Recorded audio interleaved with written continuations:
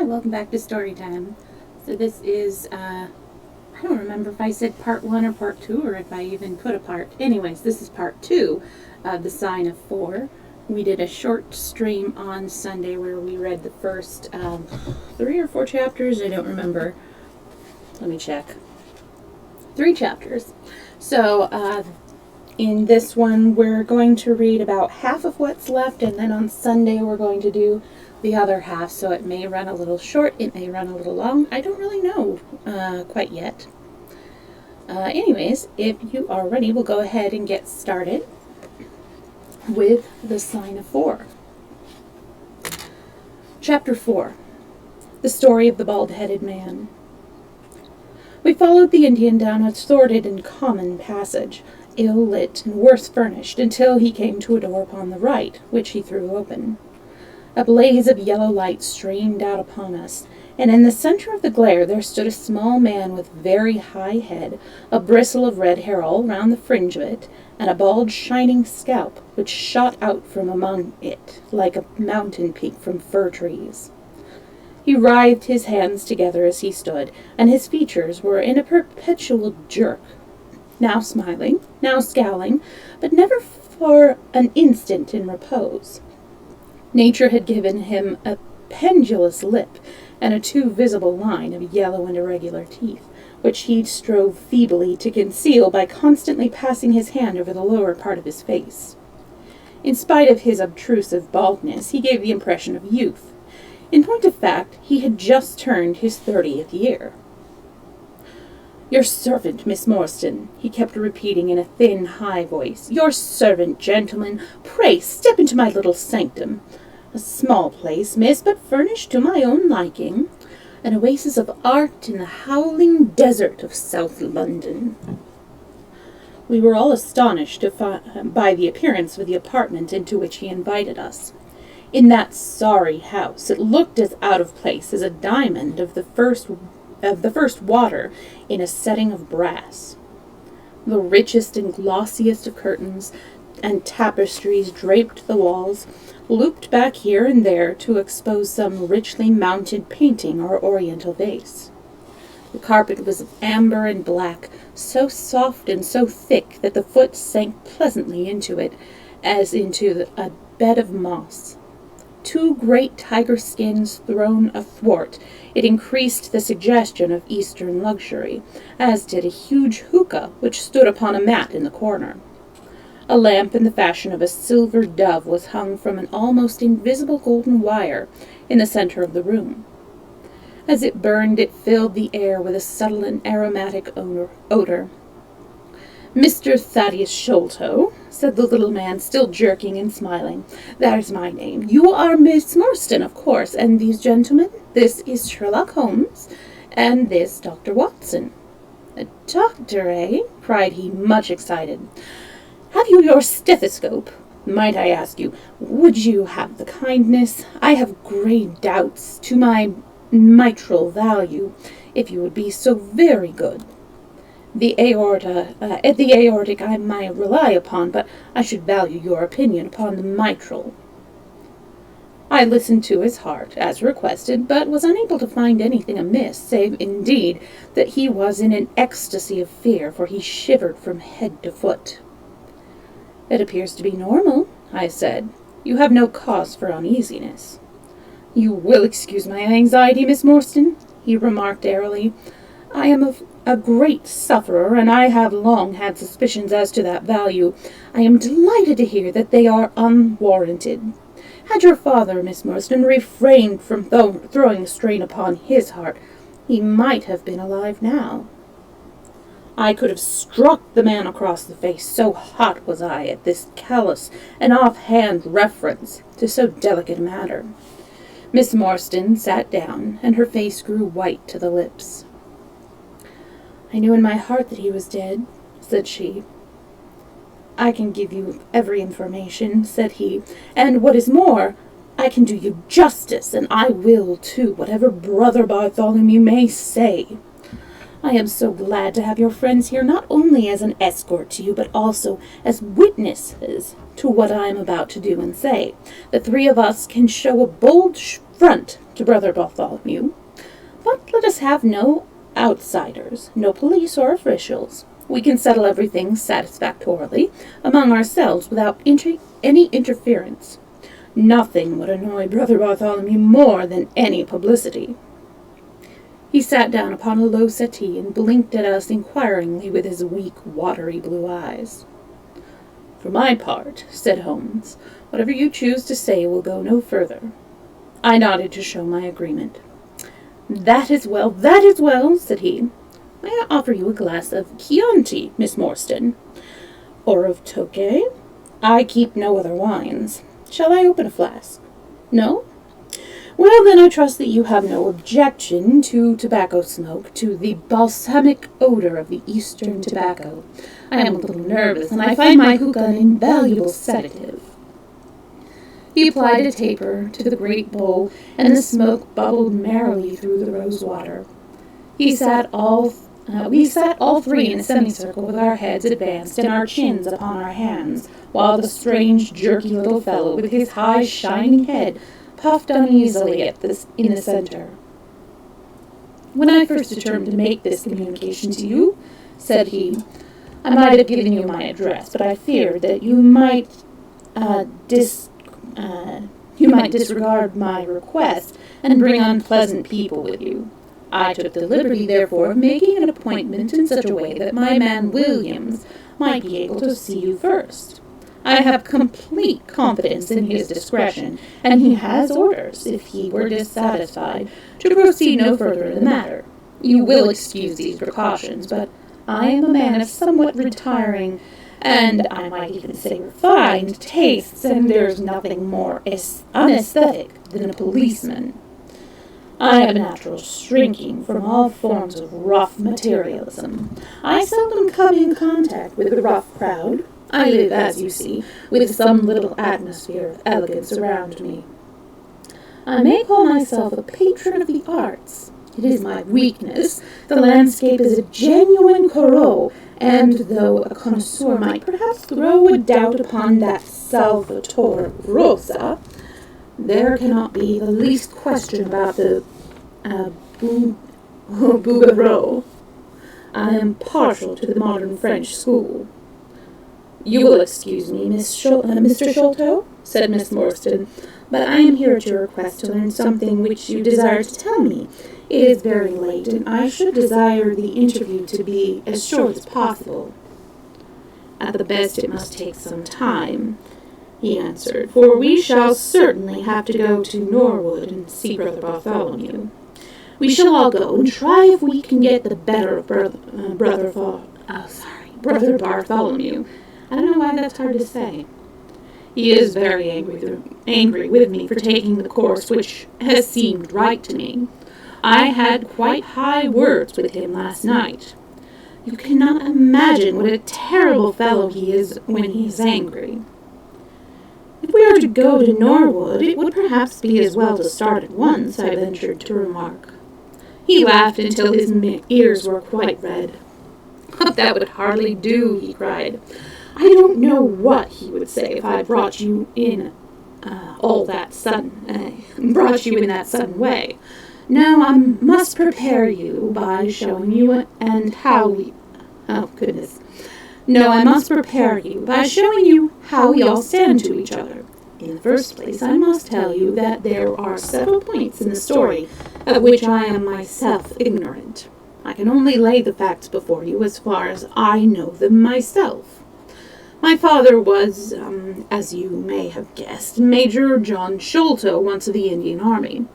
He retired some 11 years ago and came to live at Pondicherry Lodge in Upper Norwood. He had prospered in India and brought back with him a considerable sum of money, a large collection of valuable curiosities, and a staff of native servants. With these advantages, he bought himself a house and lived in great luxury.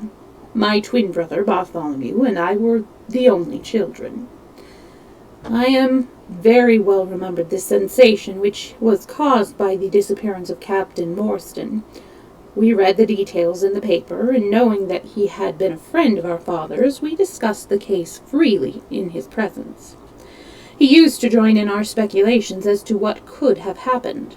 Never for an instant did we suspect that he had the whole secret hidden in his own breast, that of all men he alone knew the fate of Arthur Morstan. We did know, however, that some mystery, some positive danger overhung our father. He was very fearful of going out alone, and he always employed 2 prize-fighters to act as porters at Pondicherry Lodge. Williams, who drove you tonight, was one of them. He was often lightweight champion of England. Our father would never tell us what it was he feared, but he had a most marked aversion to men with wooden legs. On one occasion he actually fired his revolver at a wooden-legged man, who proved to be a harmless tradesman canvassing for orders. We had to pay a large sum to hush the matter up.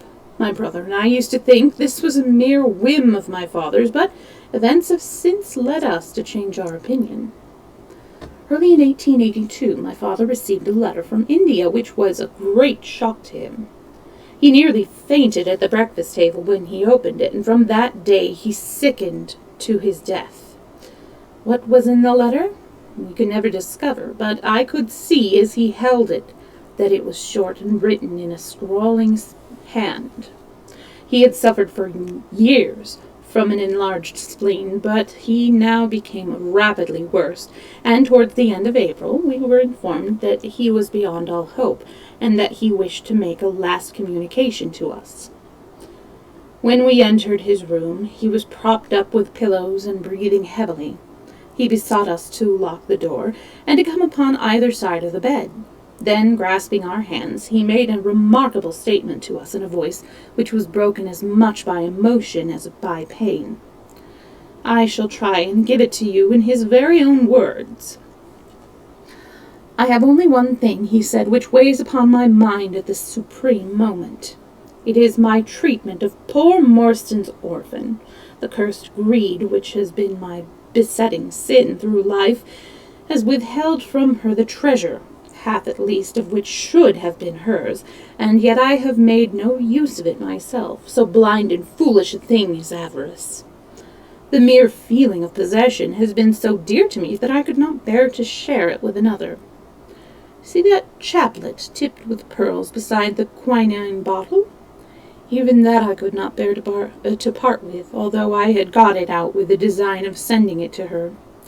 You, my sons, will give her a fair share of the Agra treasure, but send her nothing, not even the chaplet, until I am gone. After all, men have been as bad as this and have recovered. I will tell you how Morstan died, he continued. He had suffered for years from a weak heart, but he concealed it from everyone. I alone knew it. When in India, he and I, through a remarkable chain of circumstances, came into possession of a considerable treasure. I brought it over to England, and on the night of Morstan's arrival, he came straight over here to claim his share. He walked over from the station and was admitted by my faithful old Lal Chowdhury, who was now dead. Morstan and I had a difference of opinion as to the division of the treasure, and we came to heated words. Morstan had sprung out of his chair in a paroxysm of anger when he suddenly pressed his hand to his side. His face turned a dusky hue, and he fell backwards, cutting his head against the corner of the treasure chest. When I stooped over him, I found to my horror that he was dead. For a long time I sat half distracted, wondering what I should do. My first impulse was, of course, to call for assistance, but I could not but recognize that there was every chance that I would be accused of his murder. His death at the moment of quarrel, and the gash in his head would be black against me. Again, an official inquiry must not be made without bringing out some facts about the treasure, which I was particularly anxious to keep secret. He had told me that no soul upon earth knew where he had gone. There seemed to be no necessity why any soul ever should know. I was still pondering over the matter when, looking up, I saw my servant, Lal Chowdhury, in the doorway. He stole in and bolted the door behind him. "Do not fear, Sahib," he said. No one need know that you have killed him. Let us hide him away, and who is the wiser?" "I did not kill him," I said. Loud Chowder shook his head and smiled. "I heard it all, Sahib," said he. "I heard you quarrel, and I heard the blow, but my lips are sealed. All are asleep in the house. Let us put him away together." That was enough to decide me. If my own servant could not believe my innocence, how could I hope to make it good before 12 foolish tradesmen in a jury box? Loud Chowder and I disposed of the body that night, and within a few days the London papers were full of the mysterious disappearance of Captain Morstan. You will see from what I say, that I can hardly be blamed in the matter. My fault lies in the fact that we concealed not only the body, but also the treasure, and that I have clung to Morstan's share as well as to my own. I wish you, therefore, to make restitution. Put your ears down to my mouth. The treasure is hidden in." At that instant a horrible change came over his expression. His eyes stared wildly, his jaw dropped, and he yelled in a voice which I can never forget, "Keep him out! For Christ's sake, keep him out!" We both stared round at the windows behind us, upon which his gaze was fixed. A face was looking in at us out of the darkness. We could see the whitening of the nose where it was pressed against the glass. It was a bearded, hairy face, with wild, cruel eyes and an expression of concentrated malevolence. My brother and I rushed towards the window, but the man was gone. When we returned to my father, his head had dropped and his pulse had ceased to beat. We searched the garden that night, but found no sign of the intruder, save that just under the window a single footmark was visible in the flower-bed. But for that one trace, we might have thought that our imaginations had conjured up that wild, fierce face. We soon, however, had another and a more striking proof that there were secret agencies at work all around us. The window of my father's room was found open in the morning. His cupboards and boxes had been rifled, and upon his chest was fixed a torn piece of paper with the words, "The Sign of the Four," scrawled across it. What the phrase meant, or who our secret visitor may have been, we never knew. As far as we can judge, none of my father's property has been actually stolen, though everything has been turned out. My brother and I naturally associated this peculiar incident with the fear which haunted my father during his life, but it is still a complete mystery to us. The little man stopped to relight his hookah and puffed thoughtfully for a few moments. We had all sat absorbed, listening to his extraordinary narrative.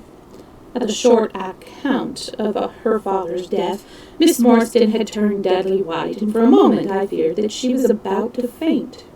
She rallied, however, on drinking the glass of water which I quietly poured out for her from a Venetian carafe upon the side table. Sherlock Holmes leaned back in his chair with an abstracted expression, and the lids drawn low over his glittering eyes. As I glanced at him, I could not but think how on that very day he had complained bitterly of the commonplaceness of life. Here at last was a problem which would tax his sagacity to the utmost. Mr. Thaddeus Sholto looked from one to the other of us with an obvious pride at the effect which his story had produced, and then continued between the puffs of his overgrown pipe. "My brother and I," said he, "were, as you may imagine, much excited as to the treasure which my father had spoken of. For weeks and for months we dug and delved in every part of the garden without discovering its whereabouts. It was maddening to think that the hiding place was on his very lips at the moment that he died. He could judge the splendor of the missing riches by the chaplet which he had taken out. Over this chaplet, my brother Bartholomew and I had some little discussion. The pearls were evidently of great value, and he was averse to part with them, for, between friends, my brother was himself a little inclined to my father's fault. He thought, too, that if we parted with the chaplet, it might give rise to gossip and finally bring us into trouble. It was all that I could do to persuade him to let me find out Miss Morstan's address and send her a detached pearl at fixed intervals, so that at least she might never feel destitute. It was a kindly thought, said our companion earnestly.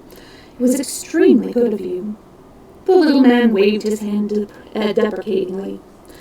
We were your trustees, he said. That was the view which I took of it, though Brother Bartholomew could not altogether see it in that light. We had plenty of money ourselves. I desired no more. Besides, it would have been such bad taste to have treated a young lady in so scurvy a fashion. Le mauvais goût mène du crime. The French have a very neat way of putting these things. Our difference of opinions on this subject went so far that I thought it best to set up rooms for myself. So I left Pondicherry Lodge, taking the old Kit Mutgar and Williams with me. Yesterday, however, I learned that an event of extreme importance had occurred. The treasure has been discovered.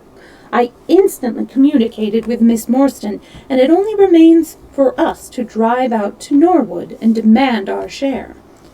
I explained my views last night to Brother Bartholomew, so we shall be expected, if not welcome, visitors. Mr. Thaddeus Sholto ceased and sat twitching on his luxurious settee. We all remained silent, with our thoughts upon the new development which the mysterious business had taken. Holmes was the first to spring to his feet. "You have done well, sir, from first to last," said he. "It is possible that we may be able to make you some small return by throwing some light upon that which is still dark to you, but, as Miss Morstan remarked just now, it is late, and we had best put the matter through without delay." Our new acquaintance very deliberately coiled up the tube of his hookah and produced from behind a curtain a very long befrogged topcoat with astrakhan collar and cuffs. This he buttoned tightly up in spite of the extreme closeness of the night, and finished his attire by putting on a rabbit-skin cap with hanging lappets, which covered the ears, so that no part of him was visible save his mobile and peaky face. "My health is somewhat fragile," he remarked as he led the way down the passage. "I am compelled to be a valetudinarian." Our cab was waiting us outside, and our program was evidently prearranged, for the driver started off at once at a rapid pace. Thaddeus Sholto talked incessantly in a voice which rose high above the rattle of the wheels. "Bartholomew is a clever fellow," said he. "How do you think he found out where the treasure was? He has come to the conclusion that it was somewhere indoors, so he worked out all the cubic space of the house and made measurements elsewhere so that not 1 inch would be unaccounted for. Among other things, he found that the height of the building was 74 feet, but on adding together the heights of all the separate rooms, and making every allowance for the space between, which he asserted by borings, he could not bring the total to more than 70 feet. There were 4 feet unaccounted for. These could only be at the top of the building. He knocked a hole, therefore, in the lath and plaster ceiling of the highest room, and there, sure enough, he came upon another little garret above it, which had been sealed up and was known to no one. In the center stood the treasure chest resting upon 2 rafters. He lowered it through the hole, and there it lies. He computes the value of the jewels at not less than 500,000 sterling. At the mention of this gigantic sum, we all stared at one another open-eyed. Miss Morstan, could we secure her rights, would change from a needy governess to the richest heiress in England. Surely it was the place of a loyal friend to rejoice at such news, yet I am ashamed to say that selfishness took me by the soul, and that my heart turned as heavy as lead within me. I stammered out some new halting words of congratulation, and then sat downcast, some few, with my head drooped, deaf to the babble of our new acquaintance. He was clearly a confirmed hypochondriac, and I was dreamily conscious that he was pouring forth interminable trains of symptoms and imploring information as to the composition and action of innumerable quack nostrums, some of which he bore about in a leather case in his pocket.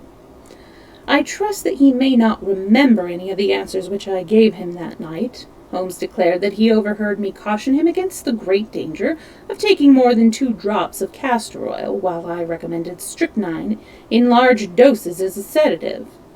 However that may be, I was certainly relieved when our cab pulled up with a jerk and the coachman sprang down to open the door. "This, Miss Morstan, is Pondicherry Lodge," said Mr. Thaddeus Sholto as he handed her out.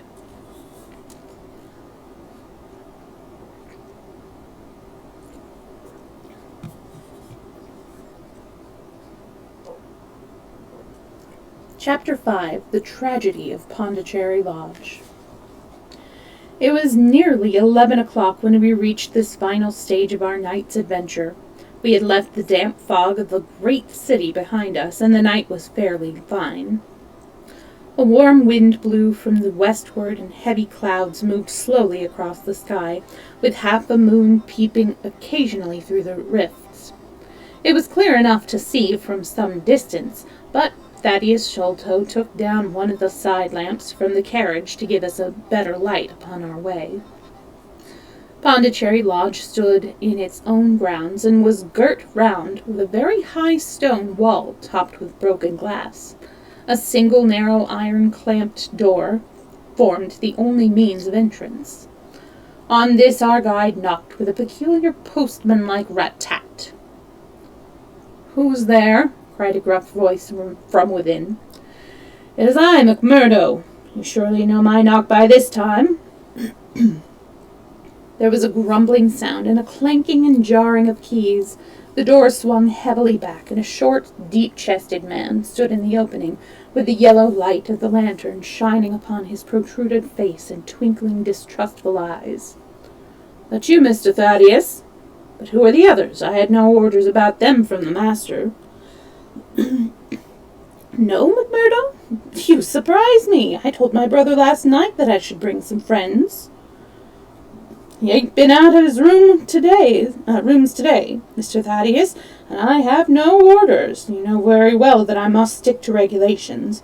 I can let you in, but your friends, they must just stop where they are." This was an unexpected obstacle. Thaddeus Sholto looked about him in a perplexed and helpless manner. "This is too bad for you, McMurdo," he said. "If I guaranteed him, that is enough for you. There's the young lady, too. She cannot wait on the public road at this hour." "Very sorry, Mr. Thaddeus," said the porter inexorably. "Folk may be friends of yours, and yet no friend of the master's. He pays me well to do my duty, and my duty I'll do. I don't know none of your friends." "Oh, yes, you do, McMurdo," cried Sherlock Holmes genially. "I don't think you can have forgotten me. Don't you remember that amateur who fought 3 rounds with you at Allison's rooms on the night of your benefit 4 years back?" "Not Mr. Sherlock Holmes!" roared the prize-fighter. "God's truth, how could I have mistook you?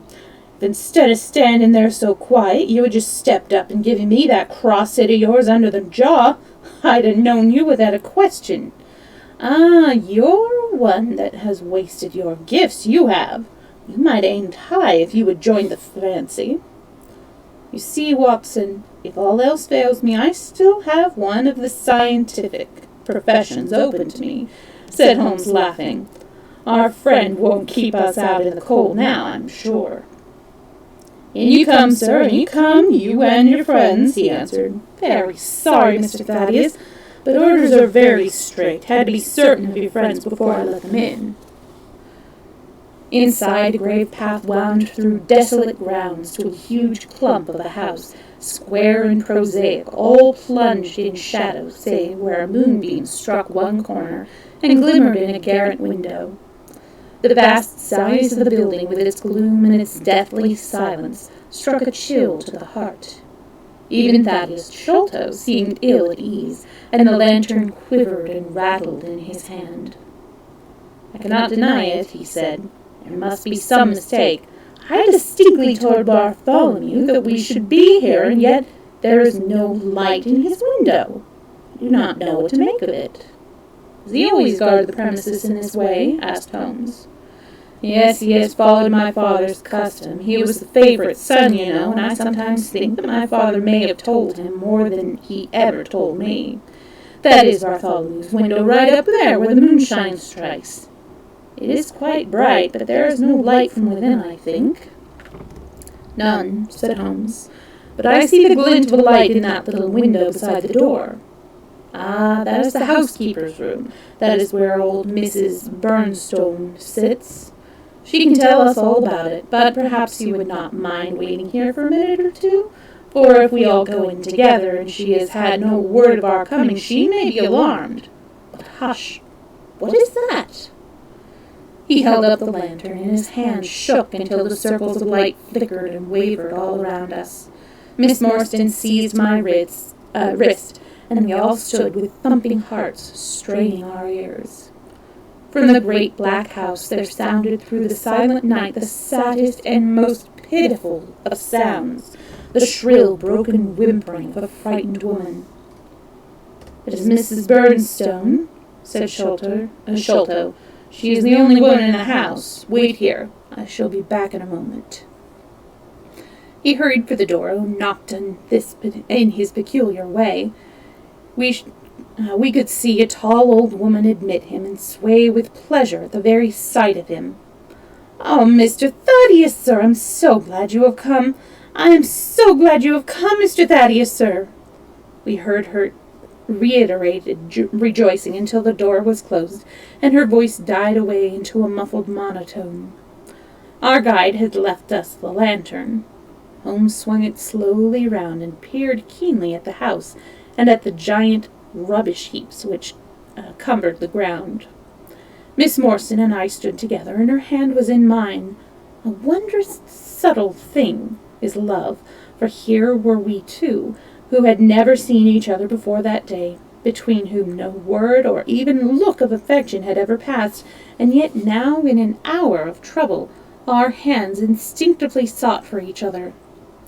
I've marveled at it since, but at the time it seemed the most natural thing that I should go out to her so, as she has often told me. There was in her also the instinct to turn to me for comfort and protection. So we stood hand in hand like two children, and there was peace in our hearts for all the dark things that surrounded us. "What a strange place," she said, looking round.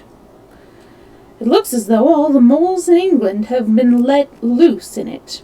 I have seen something of the sort on the side of a hill near Ballarat, where the prosecutors had been at work. Prospectors, sorry." "And here is the same cause," said Holmes. "These are the traces of the treasure-seekers. You must remember that they were 6 years looking for it. No wonder that the grounds look like a gravel pit." At that moment the door of the house burst open, and Thaddeus Sholto came running out, with his hands thrown forward and terror in his eyes. "There is something amiss with Bartholomew," he cried. "I'm frightened. My nerves cannot stand it." He was indeed half blubbering with fear, and his twitching, feeble face, peeping out from the great astrakhan collar, had the helpless, appealing expression of a terrified child.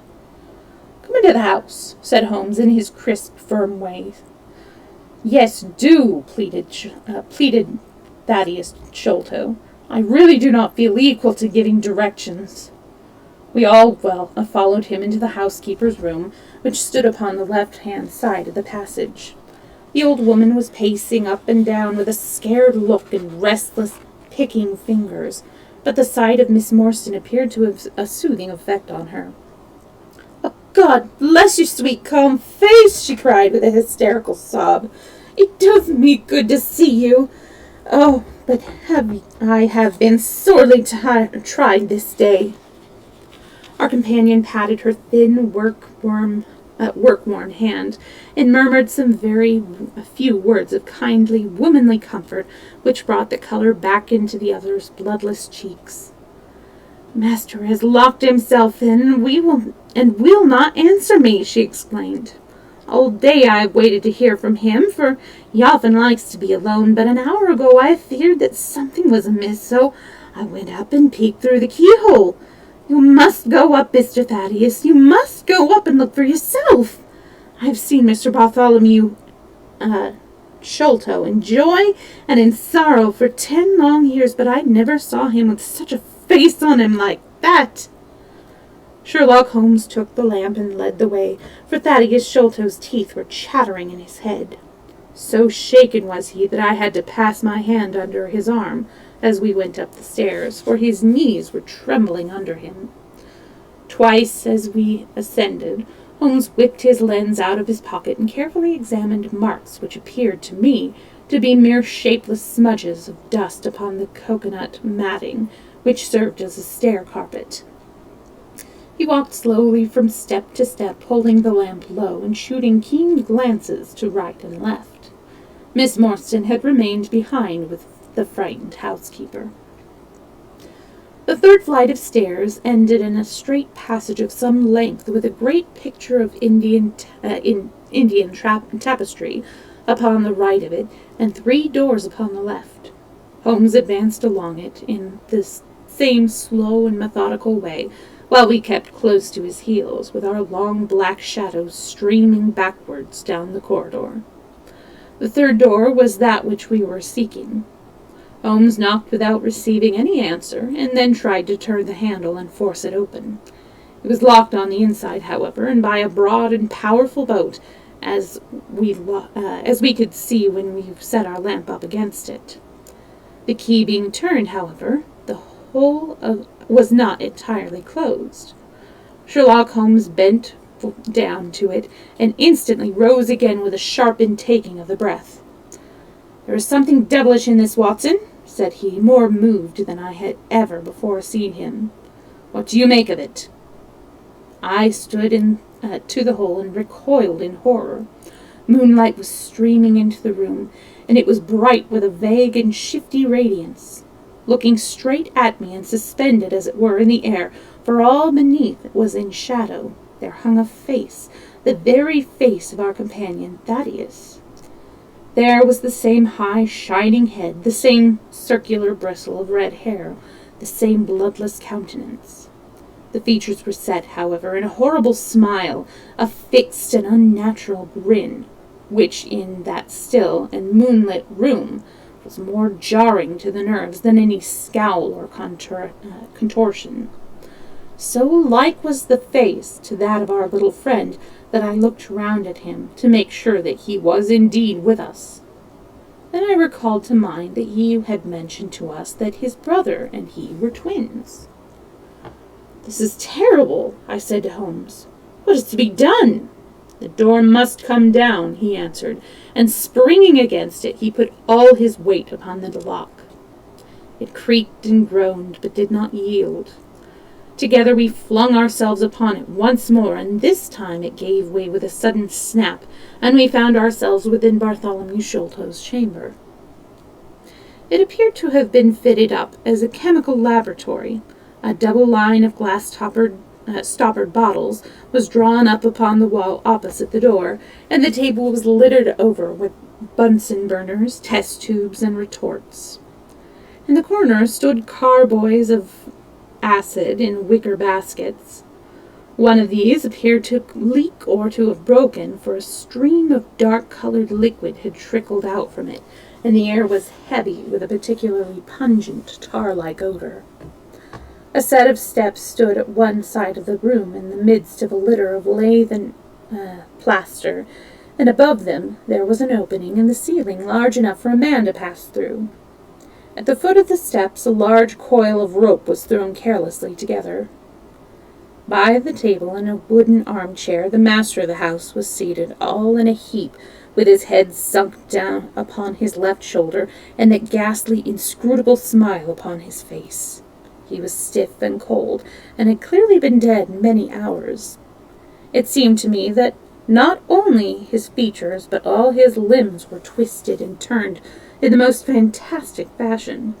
But by his hand upon the table there lay a peculiar instrument, a brown, close-grained stick with a stone head like a hammer, rudely lashed on with coarse twine. But it was a torn sheet of notepaper with some words scrawled upon it. Beside it was a torn sheet of notepaper with some words scrawled upon it.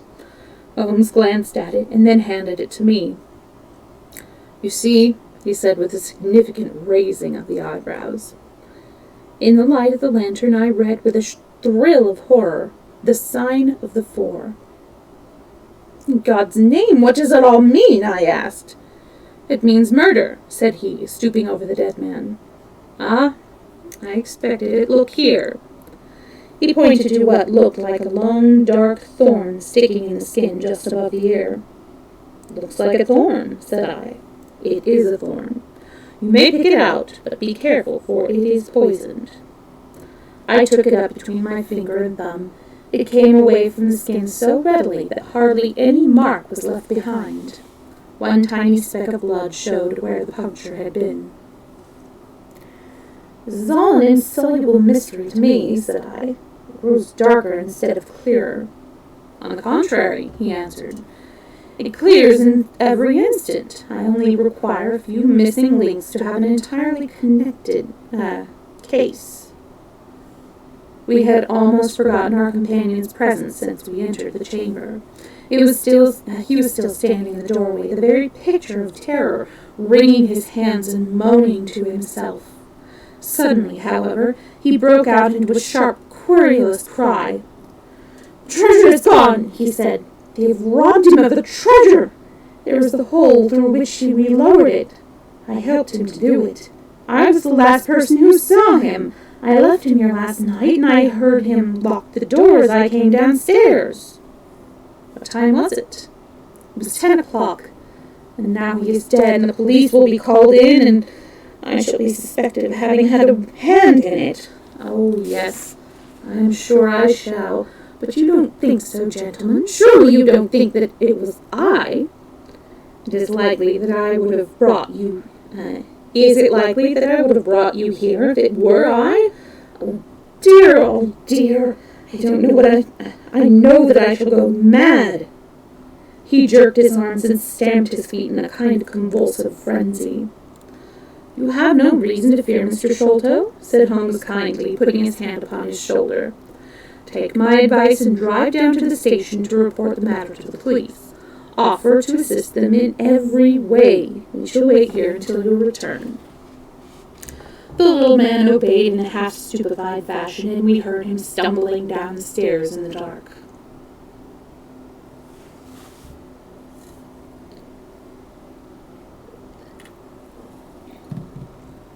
Chapter 6. Sherlock Holmes gives a demonstration. "Now, Watson," said Holmes, rubbing his hands, "we have half an hour to ourselves.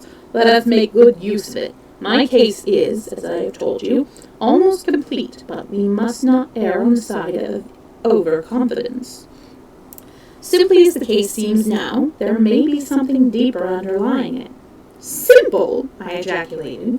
"Surely," said he, with something of the air of a clinical professor expounding to his class. "Just sit in the corner there, that your footprints may not complicate matters. Now to work. In the first place, how did these folks come and how did they go? The door has not been opened since last night. How of the window?" He carried the lamp across to it, muttering his observations aloud the while, but addressing them to himself rather than to me. "Window is snibbed on the inner side. Framework is solid. No hinges at the side. Let us open it. No water pipe near. Roof quite out of reach. Yet a man has mounted by the window. It rained a little last night. Here is the print of a foot in mold upon the sill. And here is a circular ruddy mark. And here again upon the floor, and here again by the table. See, Watson, this is really a very pretty demonstration." I looked at the round, well-defined muddy discs. "It is not a footmark," said I. "It is something much more valuable to us. It is the impression of a wooden stump. You see here on the sill is the boot mark, a heavy boot with a broad metal heel, and beside it is the mark of the timber toe. It is the wooden-legged man." "Quite so. But there has been someone else, a very able and efficient ally. Could you scale that wall, Doctor?" I looked out of the open window. The moon still shone brightly on that angle of the house. We were a good 60 feet from the ground, and, look where I could see no foothold, nor as much as a crevice in the brickwork. "It is absolutely impossible," I answered. "Without aid, it is so. But suppose you had a friend up there who lowered you his good stout rope, which I see in the corner, securing one end of it to this great hook in the wall. Then I think if you were an active man, you might swarm up, wooden leg and all. You would depart, of course, in the same fashion, and your ally would draw up the rope, untie it from the hook, shut the window, snip it on the inside, and get away in the way that he originally came. As a minor point, it may be noted," he continued, fingering the rope, "that our wooden-legged friend, though a fair climber, was not a professional sailor. His hands were far from horny. My lens discloses more than one blood mark, typically towards the end of the rope, from which I gather that he slipped down with such velocity that he took the skin off his hands." "This is all very well," said I, "but the thing becomes more unintelligible than ever. How about this mysterious ally? How came he into the room?" "Yes, the ally," said Holmes pensively. "There are features of interest about an ally. He lifts the case from the regions of the commonplace. I fancy that this ally breaks fresh ground in the annals of crime in his country, though parallel cases suggest themselves from India and, if my memory serves me, from Senegambia." "How came he, then?" I reiterated. "The door is locked, the window is inaccessible. Was it through the chimney?" "The grate is still too small," he answered. "I had already considered that possibility." "How then?" I persisted. "You will not apply my precept," he said, shaking his head. "How often have I said to you that when you have eliminated the impossible, whatever remains, however improbable, must be the truth? We know that he did not come through the door, the window, or the chimney. We also know that he could not have been concealed in the room, as there is no concealment possible. When, then, did he come?" "He came through the hole in the roof," I cried. "Of course he did." "He must have done so. If you will have the kindness to hold the lamp for me, we shall now extend our researches to the room above, the secret room in which the treasure was found." He mounted the steps, and seizing a rather with either hand, he swung himself up onto the garret. Then, lying on his face, he reached down for the lamp, and held it while I followed him. The chamber in which we found ourselves was about 10 feet one way and 6 the other. The floor was formed by the rafters, with thin lath and plaster between, so that in walking one had to step from beam to beam. The roof ran up to an apex and was evidently the inner shelf of the true roof of the house. There was no furniture of any sort, and the accumulated dust of years lay thick upon the floor. "Here you are, you see," said Sherlock Holmes, putting his hand against the sloping wall. "This is a trapdoor which leads out onto the roof. I can press it back, and here is the roof itself sloping at a gentle angle. This, then, is the way by which number 1 entered. Let us see if we can find some other traces of his individuality."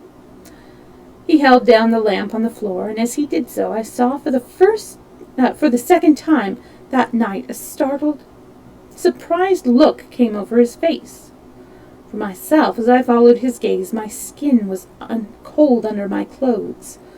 The floor was covered thickly with the prints of a naked foot, clear, well-defined, perfectly formed, but scarce half the size of those of an ordinary man.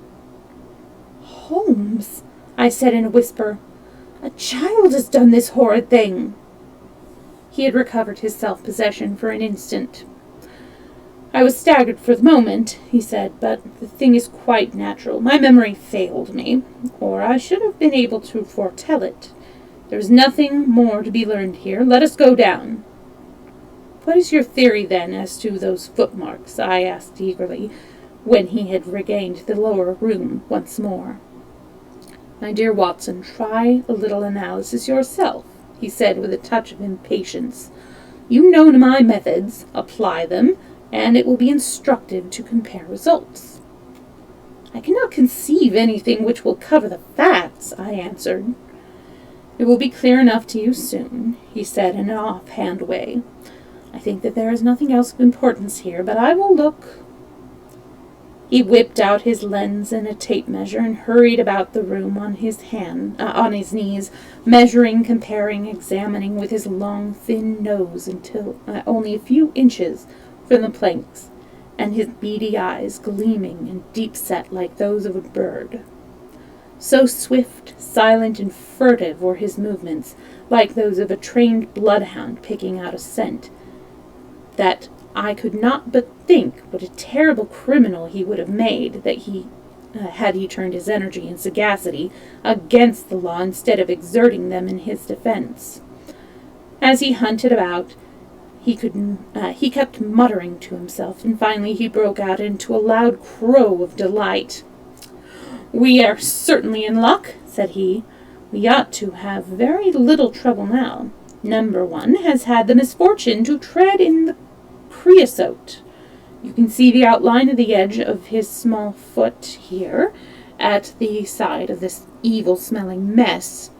The carboy has been cracked, you see, and the stuff has leaked out." "What then?" I asked. "Why, we have got him, that's all," said he. "I know a dog that would follow that scent to the end of the world's end. If a pack can track a trained herring across a shire, how far can a specially trained hound follow so pungent a smell as this? It sounds like a sum in the rule of 3. The answer should give us the... But hello? Here are the accredited representatives of the law." Heavy steps and the clamor of loud voices were audible from below, and the hall door shut with a loud crash. "Before they come," said Holmes, "just put your hand here on this poor fellow's arm, and here on this leg. What do you feel?" "The muscles are hard as a board," I answered. "Quite so. They are in a state of extreme contraction, far exceeding the usual rigor mortis.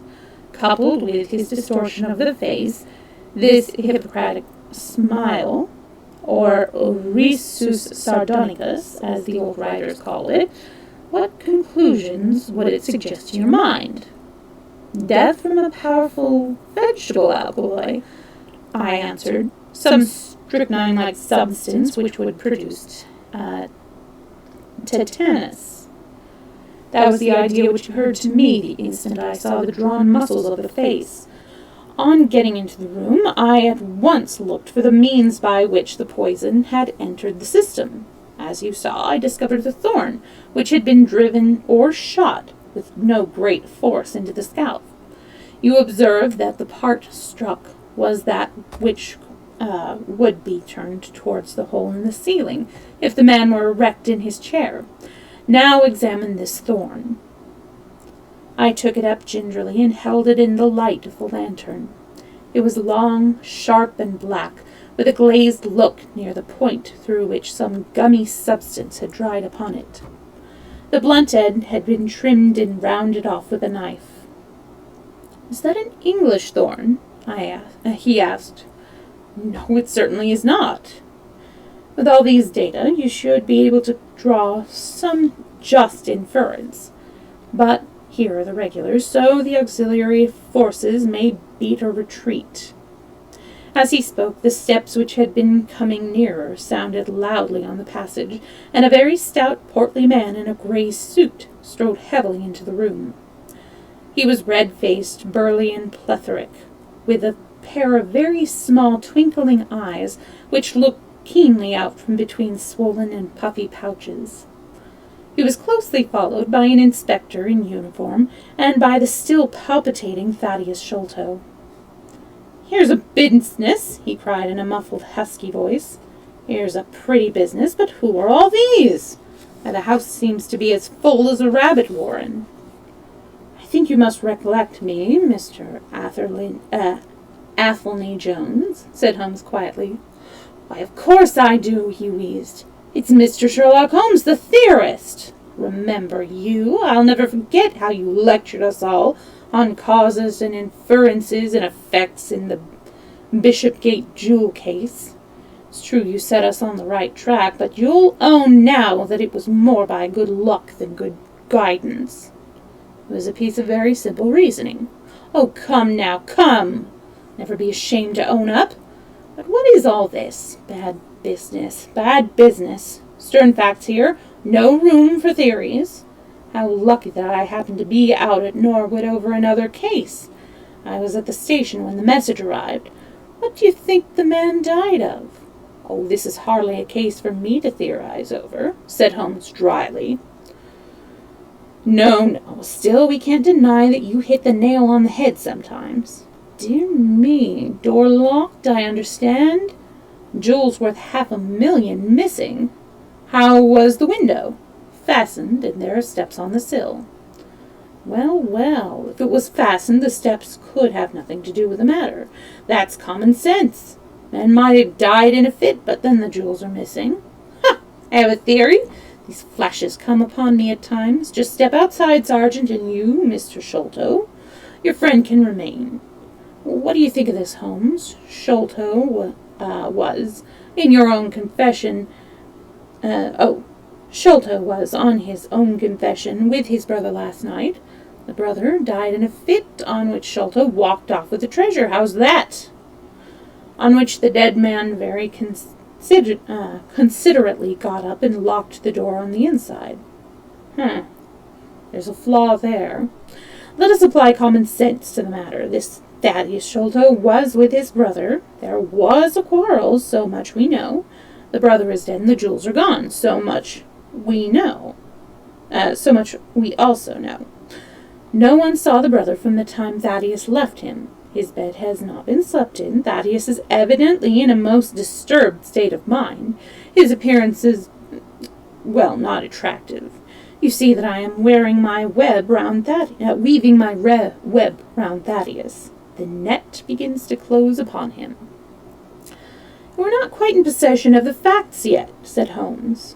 This splinter of wood, which I have every reason to believe to be poisoned, was in the man's scalp, where you still see the mark. This card, inscribed as you see, was on the table, and beside it lay this rather curious stone-headed instrument. How does all that fit into your theory? Confirms in every respect, said the fat detective pompously. House is full of Indian curiosities. Thaddeus brought this up, and if the splinter be poisonous, Thaddeus may as well have made murderous use of it as any other man. The card is some hocus-pocus, blind as like as not. The only question is, how did he depart? Of course, here is the hole in the roof. With great activity, considering his bulk, he sprang up the steps and squeezed through into the garret, and immediately afterwards we heard his exulting voice proclaiming that he had found the trapdoor. He can find nothing, remarked Holmes, shrugging his shoulder. He has occasional glimmers of reasoning. Il n'y a pas de choses si incommodes que ceux qui ont de l'esprit. You see, said Athelney Jones, reappearing down the steps again. Facts are better than theories, after all. My view of the case is confirmed. There is a trapdoor communicating with the roof, and it is partly open. It was I who opened it. Oh, indeed! You did notice it, then? He seemed a little crestfallen at the discovery. Well, whoever noticed it, it shows how our gentleman got away, Inspector. Yes, sir. Inspector. Yes, sir, from the passage. Ask Mr. Sholto to step this way. Mr. Sholto, it is my duty to inform you that anything which you may say will be used against you. I arrest you in the Queen's name as being concerned in the death of your brother. There now! Didn't I tell you? Cried the poor little man, throwing out his hands and looking from one to the other of us. Don't trouble yourself about it, Mr. Sholto, said Holmes. I think that I can engage to clear you of the charge. Don't promise too much, Mr. Theorist, don't promise too much, snapped the detective. You may find it a harder matter than you think. Not only will I clear him, Mr. Jones, but I will make you a free present of the name and description of one of the two people who were in this room last night. His name, I have every reason to believe, is Jonathan Small. He is a poorly educated man, small, active, with his right leg off, and wearing a wooden stump, which is worn away upon the inner side. His left boot was a coarse, square-toed sole with an iron band round the heel. He is a middle-aged man, much sunburned, and has been a convict. These few indications may be of some assistance to you, coupled with the fact that there is a good deal of skin missing from the palm of his hand. The other man, the other man, asked Athelney Jones in a sneering voice, but impressed nonetheless, as I could easily see by the precision of the other's manner. It is a rather curious person, said Sherlock Holmes, turning upon his heel. I hope before very long to be able to introduce you to the pair of them. A word with you, Watson? He led me out to the head of the stairs. This unexpected occurrence, he said, has caused us rather to lose sight of the original purpose of our journey. I have just been thinking so, I answered. It is not right that Miss Morstan should remain in this stricken house. No, you must escort her home. She lives with Mrs. Cecil Forrester in Lower Camberwell, so it is not very far. I will wait for you here if you will drive out again. Or perhaps you are too tired? By no means. I don't think I could rest until I know more of this fantastic business.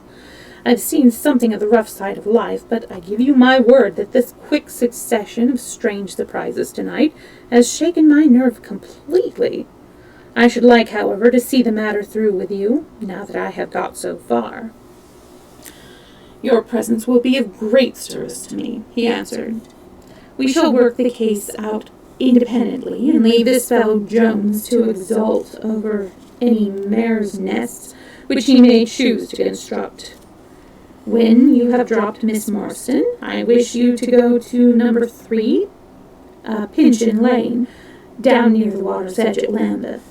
The third house on the right-hand side is a bird stuffer's. Sherman is the name. You will see a weasel holding a young rabbit in the window. Knock old Sherman up and tell him, with my compliments, that I want Toby at once. You will bring Toby back in the cab with you. A dog, I suppose? Yes, a queer mongrel with the most amazing power of scent. I would rather have Toby's help than that of the whole detective force of London. I shall bring him here, said I. It is 1 now. I ought to be back before 3 if I can get a fresh horse. And I, said Holmes, shall see what I can learn from Mrs. Burnstone and from the Indian servant who, Mr. Thaddeus tells me, sleeps in the next garret. Then I shall study the great Jones' methods and listen to his not too delicate sarcasm.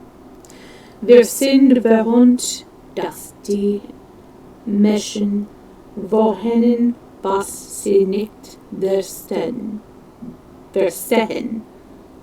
Gothe is always pity. I'm not as good as pronouncing the German as I am the French, because I actually do French. So I apologize to any German listeners out there. I did not mean to brutalize your language. Chapter 7. The Episode of the Barrel.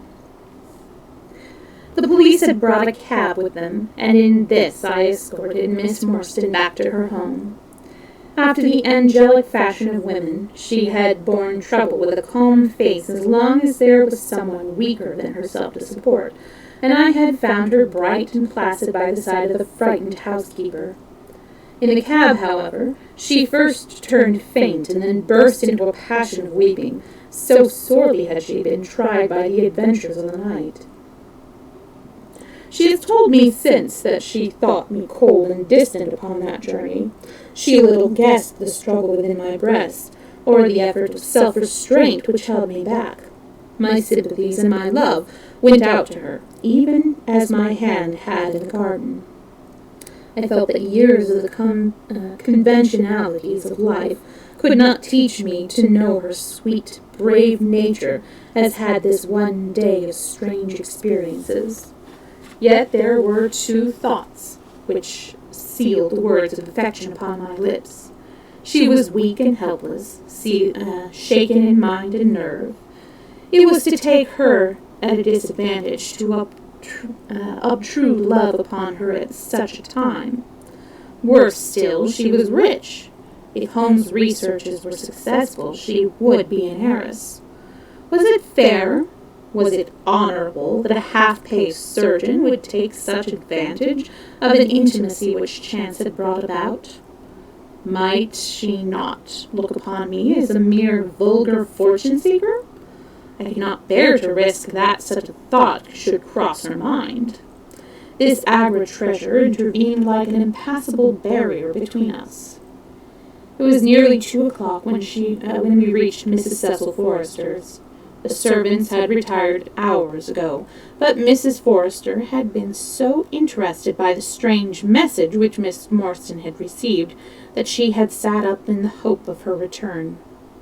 She opened the door herself, a middle-aged, graceful woman, and it gave me joy to see how tenderly her arm stole round the other's waist, and how motherly was the voice in which she greeted her.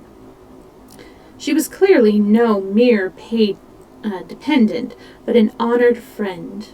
I was introduced, and Mrs. Forrester earnestly begged me to step in and tell her about our adventures. I explained, however, the importance of my errand, and promised faithfully to call and report any progress which we might make with the case. As we drove away, I stole a glance back, and I still seemed to see that little group on the step. The two graceful, clinging features, the half-opened door, the hall light shining through the stained glass, the barometer, and the bright stair rods. It was soothing to catch even that passing glimpse of a tranquil English home in the midst of the wild, dark business which had absorbed us. And the more I thought of what had happened, the wilder and darker it grew. I reviewed the whole extraordinary sequence of events as I rattled on through the silent, gaslit streets. There was the original problem. That, at least, was pretty clear now. The death of Captain Morstan, the sending of the pearls, the advertisement, the letter. We had had light upon all these events. They had only led us, however, to a deeper and far more tragic mystery.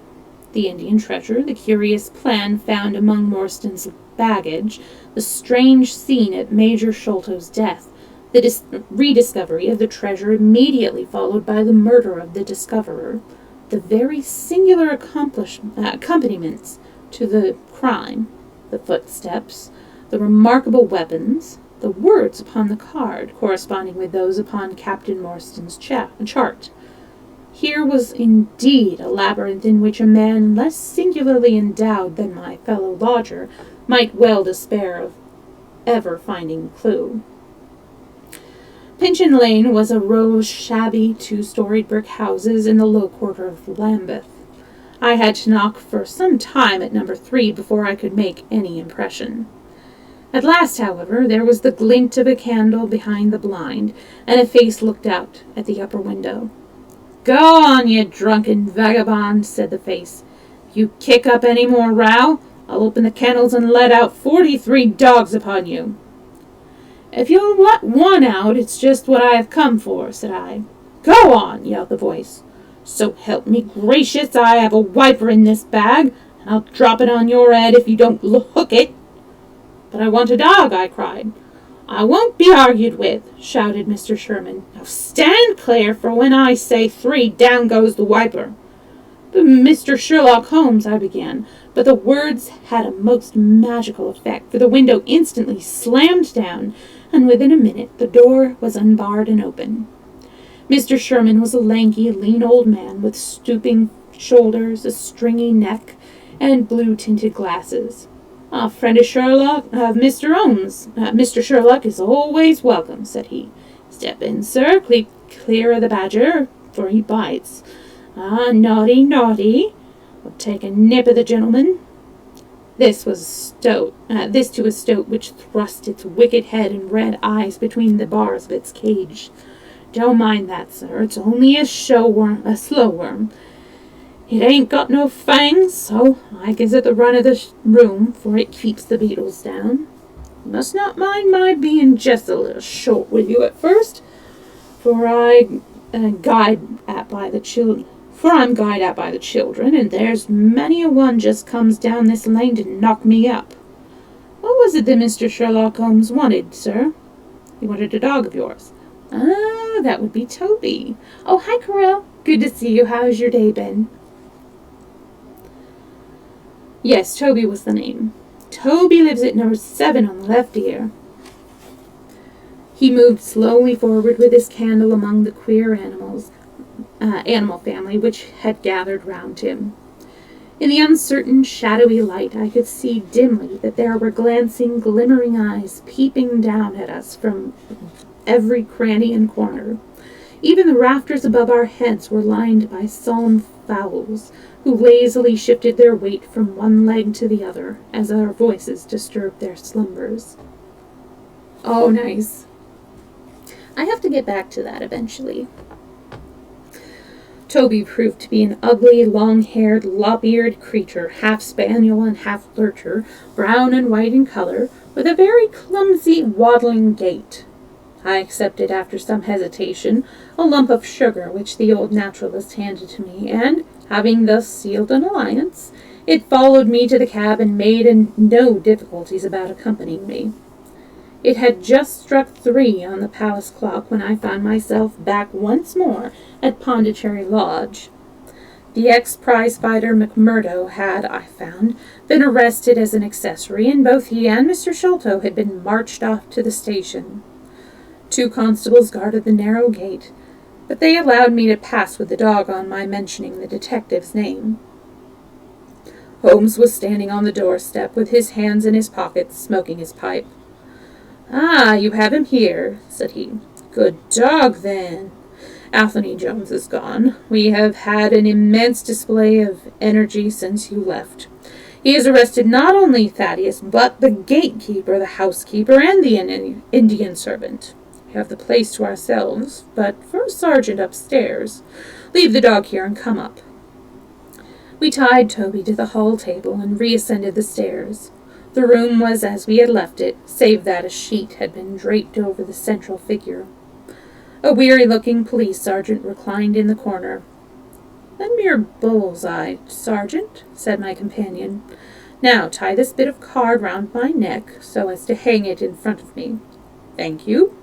Now, I must kick off my boots and stockings. Just you carry them down with you, Watson. I am going to do a little climbing, and dip my handkerchief into the creosote. That will do. Now, come up into the garret with me for a moment." We clambered up through the hole. Holmes turned his light once more upon the footsteps in the dust. "I wish you particularly to notice these footmarks," he said. "Do you observe anything noteworthy about them?" "They belong," I said, "to a child or a small woman." "Apart from their size, though, is there nothing else?" "They appear to be much as the other footprints." "Not at all. Look here. This is the print of a right foot in the dust. Now I make one with my naked foot beside it. What is the chief difference?" "Your toes are all cramped together. The other print has each toe distinctly divided." "Quite so. That is the point. Bear that in mind. Now, would you kindly step over to that flap window and smell the edge of the woodwork? I shall stay over here as I have this handkerchief in my hand." I did as he directed and was instantly conscious of a strong tarry smell. That is where he put his foot in getting out. If you can trace him, I should think that Toby will have no difficulty. Now, run downstairs, loose the dog, and look out for Blodden. By the time I had got out into the grounds, Sherlock Holmes was on the roof, and I could see him like an enormous glowworm crawling very slowly along the ridge. I lost sight of him behind a stack of chimneys, but he presently reappeared and then vanished once more upon the opposite side. When I made my way round there, I found him seated at one of the corner eaves. "That you, Watson?" he cried. "Yes." "This is the place. What is that black thing down there?" "A water barrel." Top on it?" "Yes." "No sign of a ladder?" "No." "Confound the fellow. It's a most breakneck place. I ought to be able to come down where he could climb up. The water pipe feels pretty firm. Here goes, anyhow." There was a scuffling of feet, and the lantern began to come steadily down the side of the wall. Then, with a light spring, he came onto the barrel, and from there to the earth. "It was easy to follow him," he said, drawing on his stockings and boots. "Tiles were loosened the whole way along, and in his hurry he had dropped this. Confirms by diagnosis, as you doctors express it." The object which he held up to me was a small pocket or pouch woven out of colored grasses, and with a few tawdry beads strung round it. In shape and size it was not unlike a cigarette case. Inside were half a dozen spines of dark wood, sharp at one end and rounded at the other, like that which had struck Bartholomew Sholto. "They are hellish things," said he. "Look out that you don't prick yourself. I'm delighted to have them, for the chances are that they are all he has. There is the less fear for you or me of finding one in our skin before long. I would sooner face a martini bullet myself. Are you game for 6-mile trudge, Watson?" "Certainly," I answered. "Your leg will stand it?" "Oh, yes." "Here you are, doggy. Good old Toby. Smell it, Toby, smell it." He pushed the creosote handkerchief under the dog's nose, while the creature stood with its fluffy legs separated, and with a most comical cock to its head, like a connoisseur sniffing the bouquet of a famous vintage. Holmes then blew the handkerchief to a distance, fastened a stout cord to the mongrel's collar, and led him to the foot of the water barrel.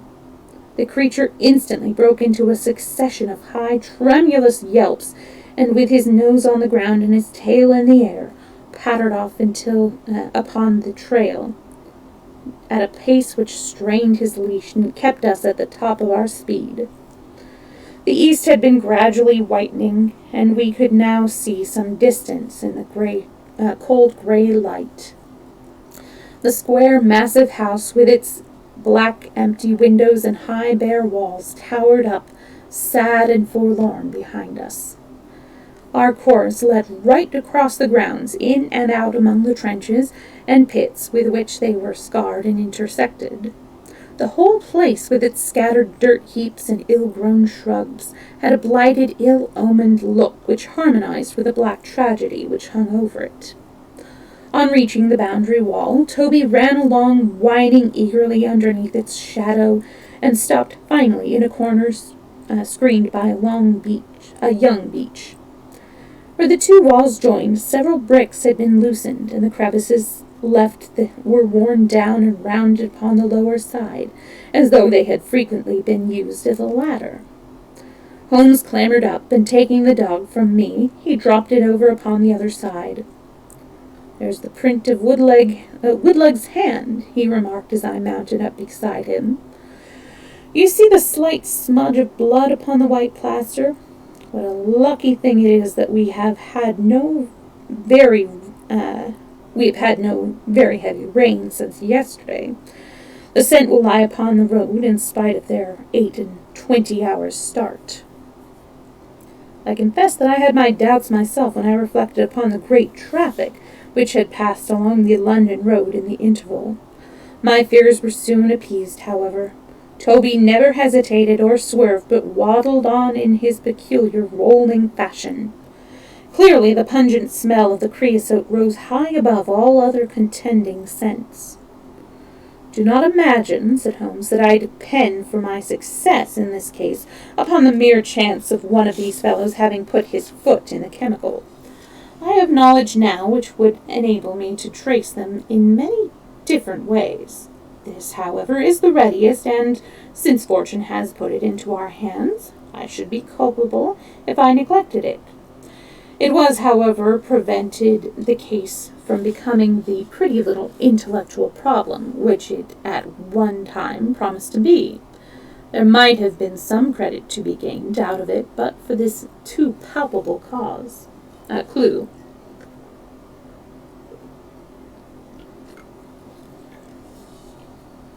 "There is credit and to spare," said I.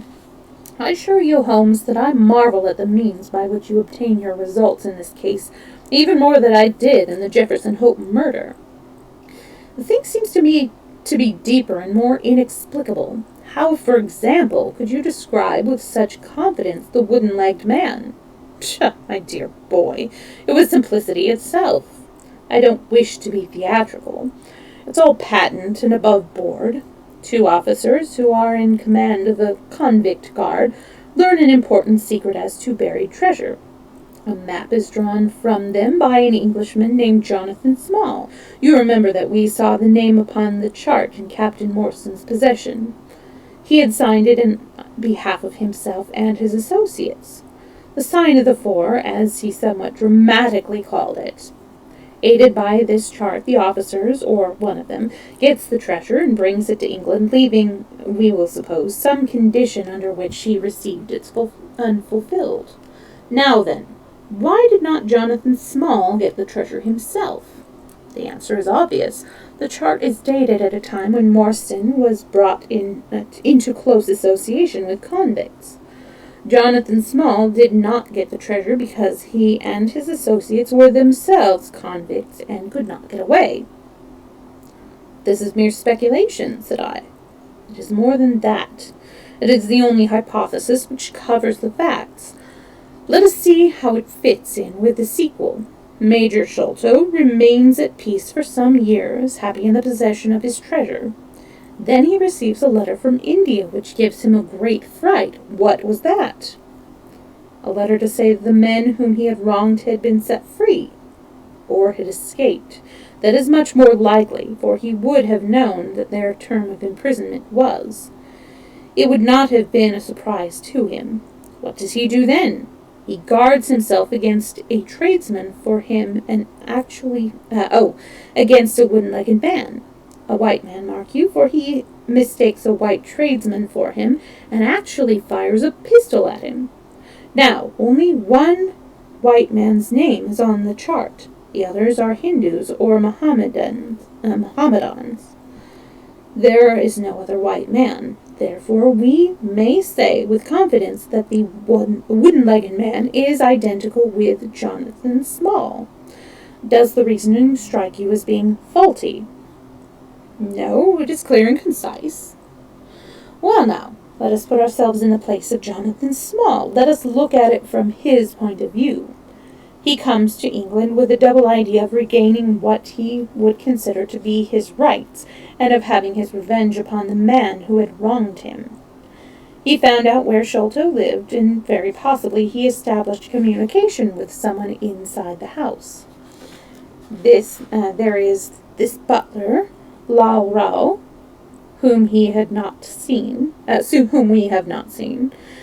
Burnstone gives him far from a good character. Small could not find out, however, where the treasure was hid, for no one ever knew, save the Major, and one faithful servant who had died. Suddenly Small learns that the Major is on his deathbed. In a frenzy lest the secret of the treasure die with him, he runs the gauntlet of the guards, makes his way to the dying man's window, and is only deterred from entering by the presence of his 2 sons. Mad with hate, however, against the dead man, he enters the room that night, searches his private papers in the hopes of discovering some memorandum relating to the treasure, and finally leaves a memento of his visit in the short inscription upon the card.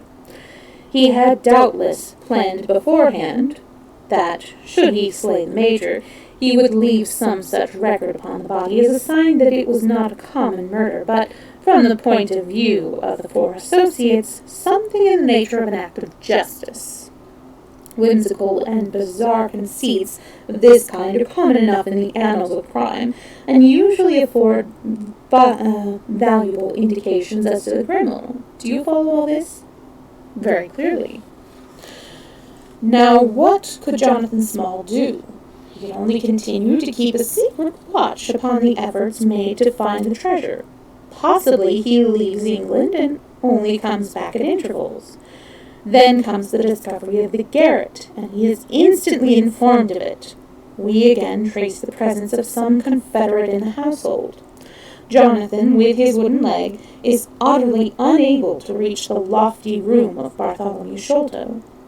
He takes with him, however, a rather curious associate who gets over this difficulty, but dips his naked foot into creosote, whence came Toby, and a 6-mile limp for a half-pay officer with a damaged tendo Achilles. It was the associate, not Jonathan, who committed the crime. Quite so. And rather to Jonathan's disgust, to judge by the way he stamped about when he got into the room. He bore no grudge against Bartholomew Sholto, and would have preferred if he could have been simply bound and gagged.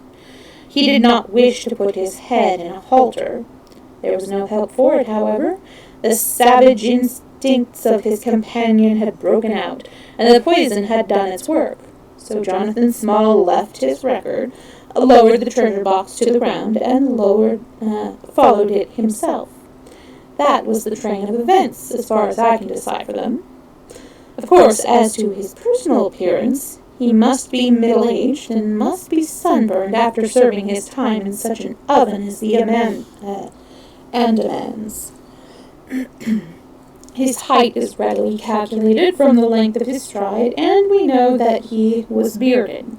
His hairiness was the one point which impressed itself upon Thaddeus Sholto when he saw him at the window.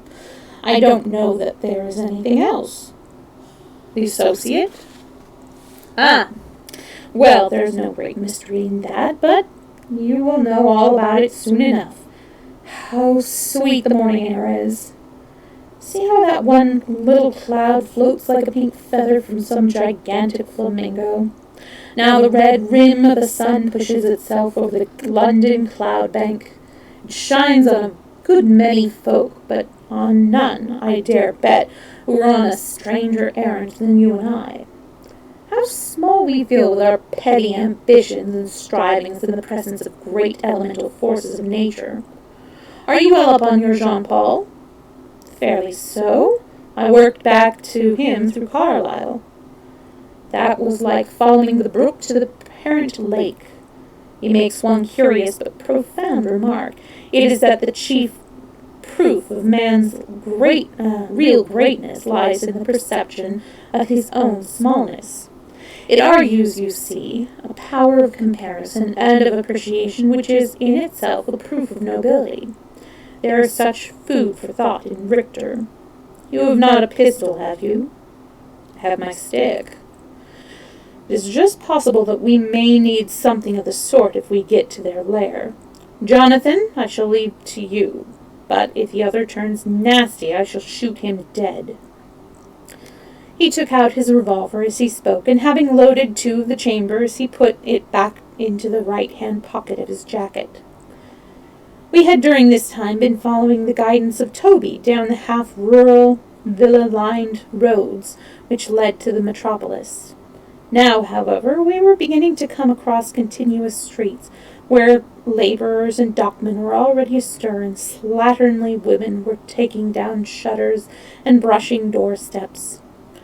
At the square-topped corner public houses, business was just beginning, and rough-looking men were emerging, rubbing their sleeves across their beards after their morning wet.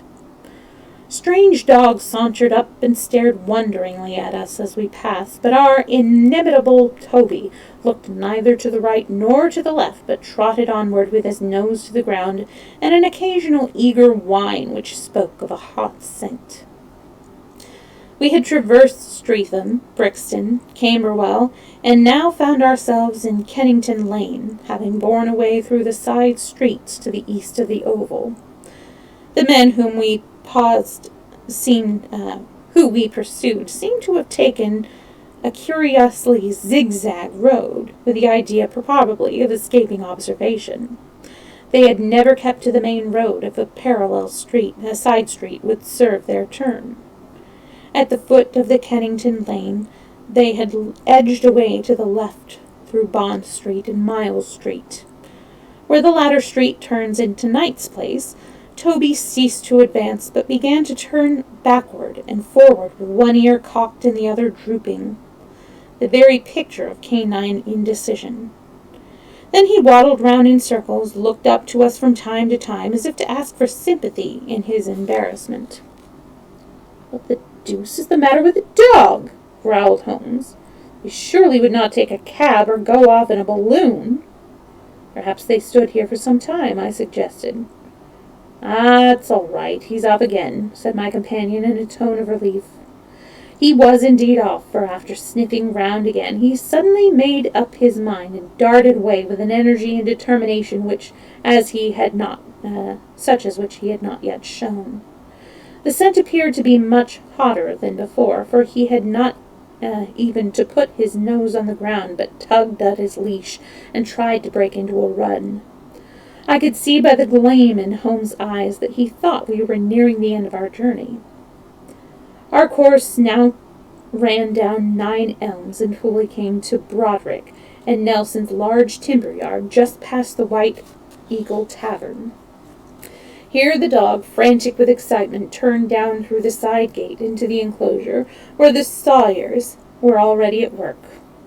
On the dog raced through sawdust and shavings, down an alley, round a passage, between 2 wood piles, and finally, with a triumphant yelp, sprang upon a large barrel which still stood upon the hand trolley on which it had been brought. With lolling tongue and blinking eyes, Toby stood upon the cask, looked from one to the other of us for some sign of appreciation. The staves of the barrel and the wheels of the trolley were smeared with a dark liquid, and the whole air was heavy with the smell of creosote. Sherlock Holmes and I looked blankly at each other, and then burst simultaneously into an uncontrollable fit of laughter.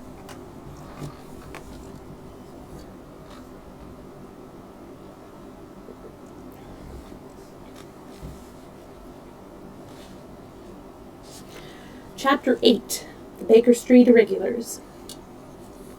"What now?" I asked. "Toby has lost his character for infallibility." "He acted according to his lights," said Holmes, lifting him down from the barrel and walking him out of the timber yard. "If you consider how much creosote is carted about London in one day, it is no great wonder that our trail should have been crossed. It is much used now, especially for the seasoning of wood. Poor Toby is not to blame." "We must get on the main scent again, I suppose." "Yes, and fortunately we have no distance to go. Evidently what puzzled the dog at the corner of Knight's Place was that there were 2 different trails running in opposite directions. We took the wrong one. It only remains to follow the other." There was no difficulty about this. On leading Toby to the place where he had committed his fault, he cast about in a half-circle and finally dashed off in a fresh direction. "We must take care that he does not now bring us to the place where the creosote barrel came from," I observed. "I had thought of that, but you notice that he keeps on the pavement, whereas the barrel passed down the roadway. We are on the true scent now." It tended down towards the riverside, running through Belmont Place and Prince's Street. At the end of Broad Street, it ran right down to the water's edge, where there was a small wooden wharf. Toby led us to the very edge of this, and there stood whining, looking out on the dark current beyond. "We're out of luck," said Holmes. "They have taken a boat here." Several small punts and skiffs were lying about in the water, and on the edge of the wharf. We took Toby round to each in turn, but though he sniffed earnestly, he made no sign. Close to the rude landing stage was a small brick house with a wooden placard slung out through the second window. Mordecai Smith was printed across in large letters, and underneath, "Boats to hire by the hour or day." A second inscription above the door informed us that a steam launch was kept, a statement which was confirmed by a great pile of coke upon the jetty. Sherlock Holmes looked slowly round, and his face assumed an ominous expression. "This looks bad," said he. "These fellows are sharper than I expected. They seem to have covered their tracks. There has, I fear, been concentrated management here." He was approaching the door of the house when it opened, and a little curly-headed lad of 6 came running out, followed by a stoutish, red-faced woman with a large sponge in her hand. "You come back and be washed, Jack," she shouted. "Come back, you young imp, for if your father comes home and finds you like that, he'll let us hear it." "Dear little chap," said Holmes strategically. "What a rosy-cheeked young rascal. Now, Jack, is there anything you would like?" The youth pondered for a moment. "I like a shilling," said he. "Nothing you would like better?" "I like 2 shilling better," the prodigy answered after some thought. "Here you are, then. Catch. Fine child, Mrs. Smith." "Lord bless you, sir, he is that, and forward. He gets almost too much for me to manage, especially when my man is away days at a time." "Away, is he?" said Holmes in a disappointed voice. "I am sorry for that, for I wanted to speak to Mr. Smith." "He's been away since yesterday morning, sir, and truth to tell, I am beginning to feel frightened about him. But if it was about a boat, sir, maybe I could serve as well. I wanted to hire his steam launch." "Why, bless you, sir, it is in the steam launch that he is gone. That's what puzzles me, for I know there ain't more coals in her than would take her to about Woolwich and back. If he's been away in the barge, I'd have thought nothing, for many a time a job has taken him as far as Gravesend, and then if there was much doing there, he might have stayed over. But what good is a steam launch without coals?" "He might have bought some at a wharf down river." "Oh, he might, sir, but it weren't his way. Many a time I've heard him call out the prices they charge for a few odd bags. Besides, I don't like that wooden-legged man with his ugly face and outlandish talk. What did he want always knocking about here for?" "A wooden-legged man?" said Holmes with bland surprise.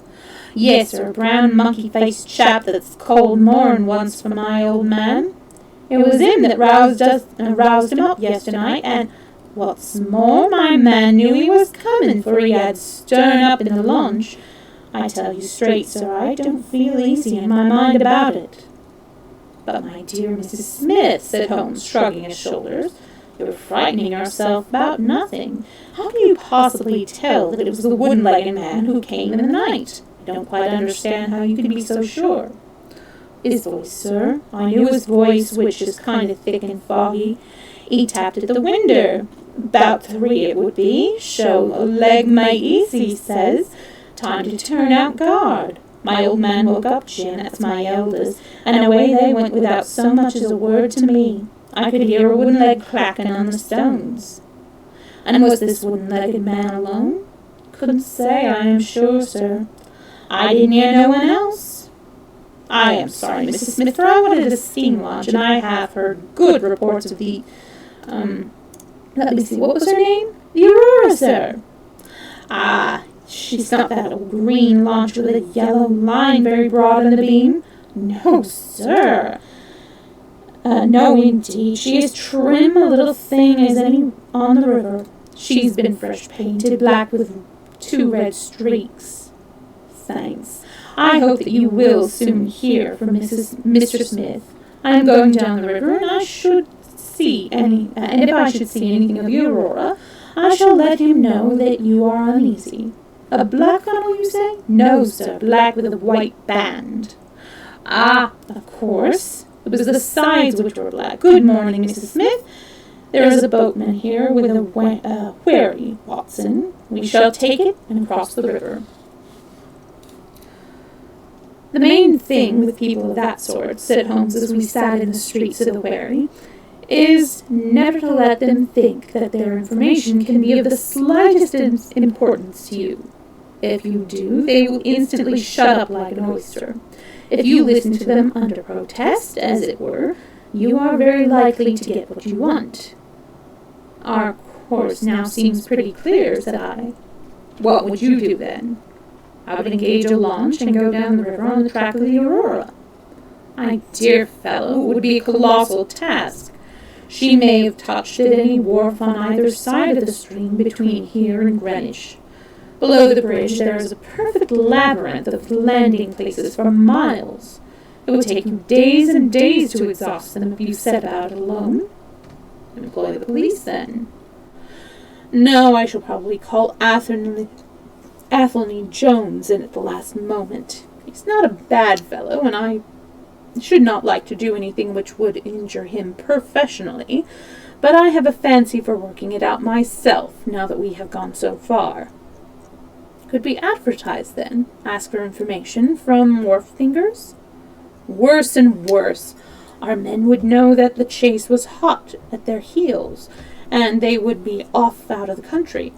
As it is, they are likely enough to leave, but as long as they think they are perfectly safe, they will be in no hurry. Jones' energy will be of use to us there, for his view of the case is sure to push itself into the daily press, and the runaways will think that everyone is off on the wrong scent. What are we to do, then? I asked as we landed near Millbank Penitentiary. Take this hansom, drive home, have some breakfast, and get an hour's sleep. It is quite on the cards that we may be afoot tonight again. Stop at a telegraph office, cabby. We will keep Toby, for he may be of use to us yet. We pulled up to the Great Peter Street post office, and Holmes dispatched his wire. Whom do you think that is to? He asked as we resumed our journey. I'm sure I don't know. You remember the Baker Street division of the detective police force whom I employed in the Jefferson Hope case? Well, said I, laughing, this is just the case where they might be invaluable. If they fail, I have other resources, but I shall try them first.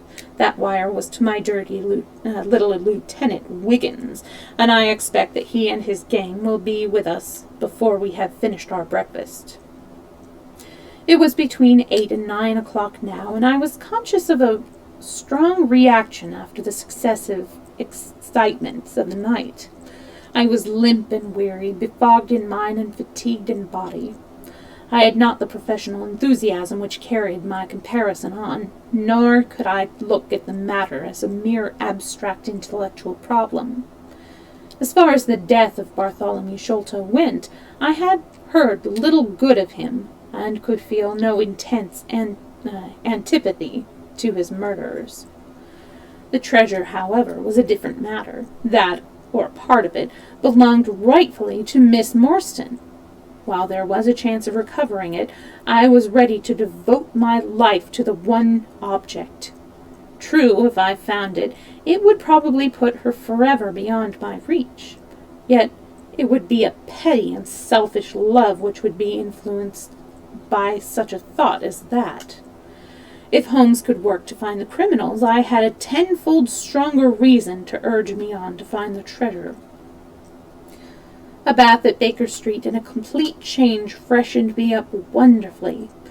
When I came down to our room, I found the breakfast laid and Holmes pouring out the coffee. "Here he is," said he, laughing and pointing to an open newspaper. "The energetic Jones and the ubiquitous reporter have fixed it up between them. But you have had enough of the case. Better have your ham and eggs first."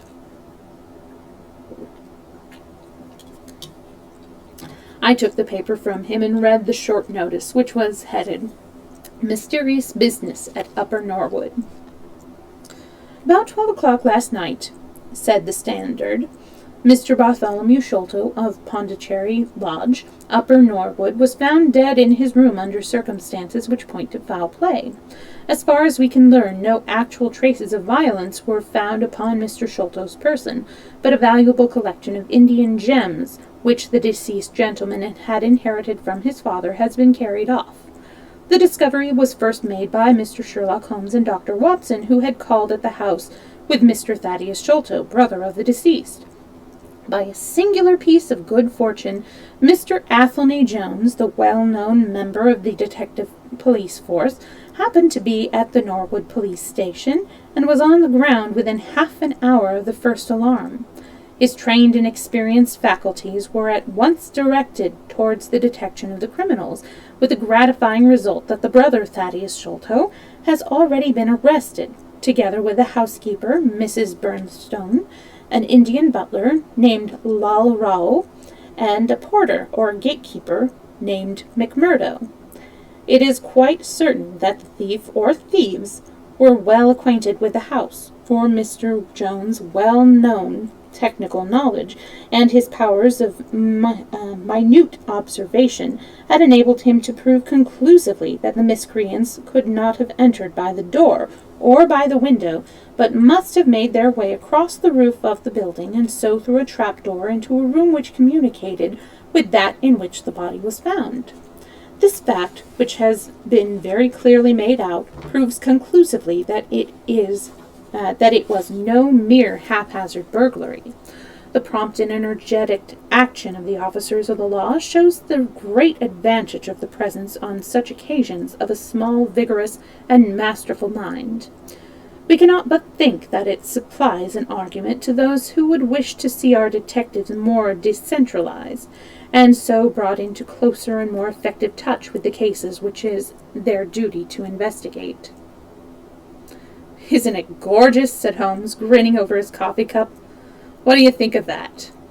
I think that we have had a close shave ourselves of being arrested for the crime." "So do I. I wouldn't answer for our safety now, if he should happen to have another of his attacks of energy." At this moment there was a loud ring at the bell, and I could hear Mrs. Hudson, our landlady, raising her voice in a wail of expostulation and dismay. "By heaven, Holmes," I said, half rising, "I believe that they are really after us." "No, it's not quite so bad as that.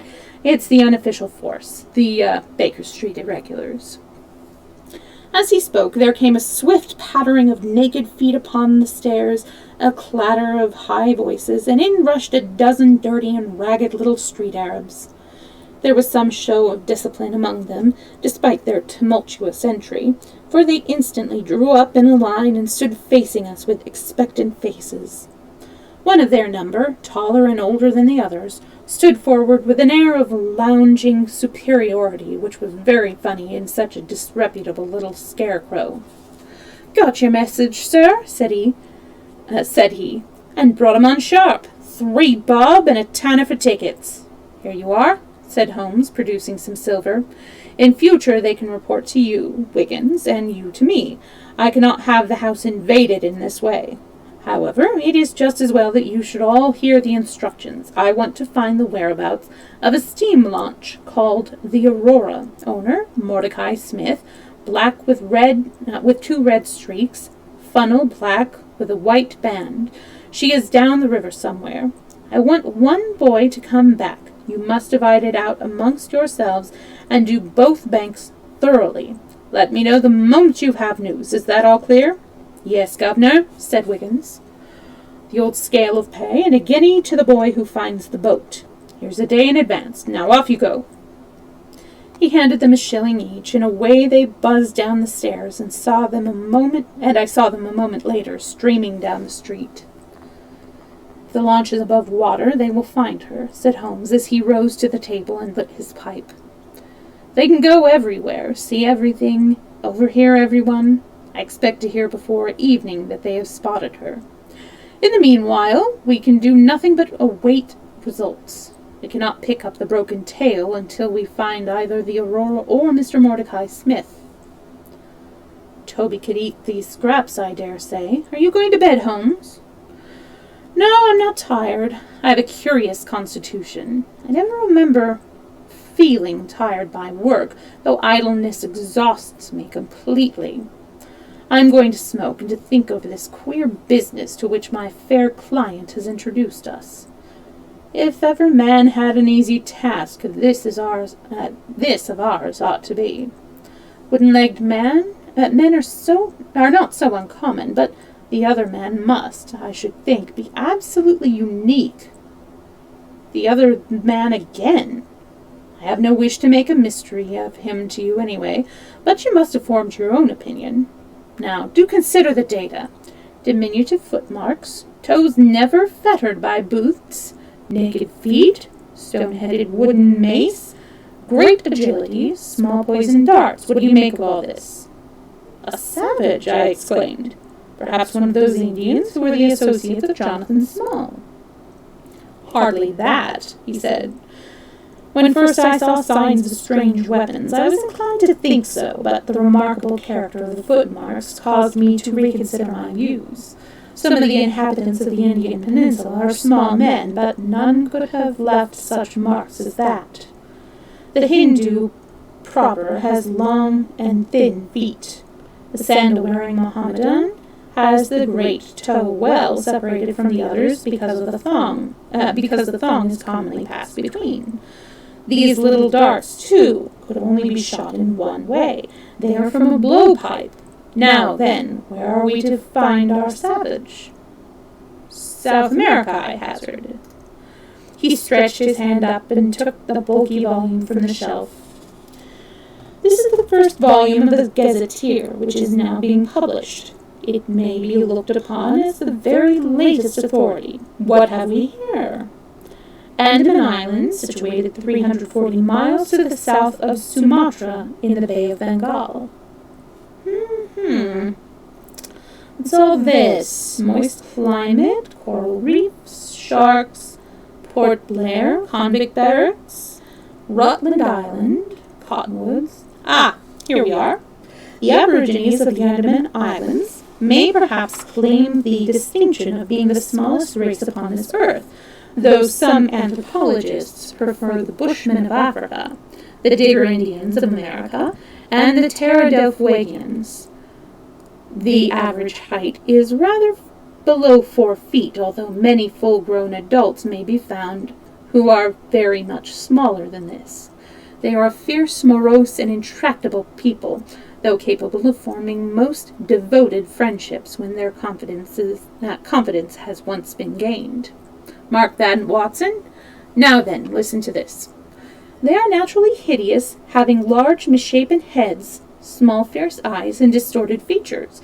Their feet and hands, however, are remarkably small. So intractable and fierce are they that all the efforts of the British officials have failed to win them over in any degree. They have always been a terror to shipwrecked crews, braining the survivors with their stone-headed clubs, or shooting them with their poisoned arrows. These massacres are invariably concluded by a cannibal feast. Nice, amiable people, Watson. If this fellow has been left to his own unaided devices, this affair might have taken an even more ghastly turn. I fancy that, even as it is, Jonathan Small would have a good deal not to have employed him. Would give a good deal not to have employed him. But how came he to have so singular a companion? Ah, that is more than I can tell. Since, however, we had already determined that Small had come from the Andamans, it is not so very wonderful that this islander should be with him. No doubt we shall know all about it in time. Look here. Watson. You look regularly done. Lie down there on the sofa and see if I can put you to sleep. He took up his violin from the corner, and as I stretched myself out, he began to play some low, dreamy, melodious air. His own, no doubt, for he had a remarkable gift for improvisation. I had a vague remembrance of his gaunt limbs, his earnest face, and the rise and fall of his bow. Then I seemed to be floated peacefully away upon a soft sea of sound, until I found myself in dreamland with the sweet face of Mary Morstan looking down upon me. It looks like we are right on time for finishing that chapter.